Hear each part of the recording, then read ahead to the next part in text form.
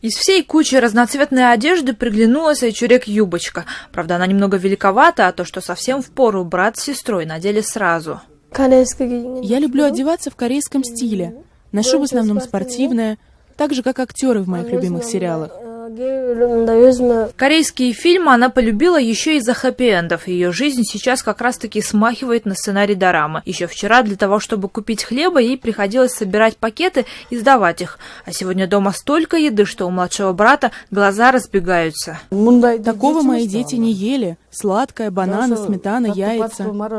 Все это принесли после того, как местные журналисты рассказали об Айчурек, о том, как в 13 лет девочка кормит всю семью, братика и мать-инвалида. Ее телефон не смолкает с самого утра. Рыскан, кажется, до сих пор не верится. Столько людей могут помогать бескорыстно. 5 лет назад она пережила инсульт. Отнялись ноги, одна рука. Потом бросил муж, и все заботы по содержанию семьи легли на плечи ее дочери.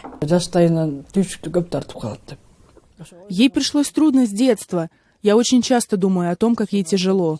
Дочка знает это и старается не расстраивать меня, потому что у меня может подняться давление.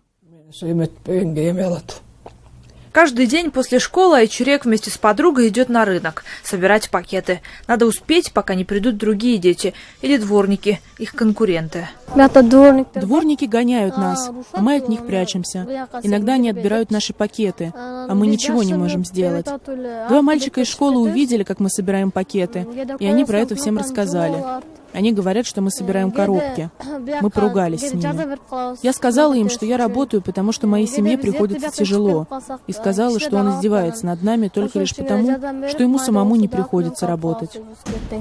Эта история растрогала даже взрослых мужчин. Суровые дядечки в форме, целые коллективы разных ведомств или просто незнакомцы несут и несут еду, одежду, деньги.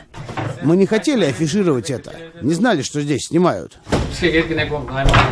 Никогда не просившая ни у кого помощи, и, наверное, поэтому так всех удивившая, она не знает, как благодарить за это.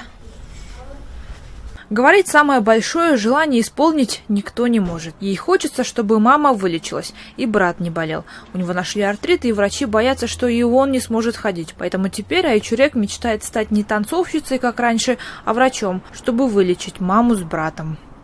Джубек Бегалиева, Азат Антымаков. Настоящее время. Бишкек, Кыргызстан.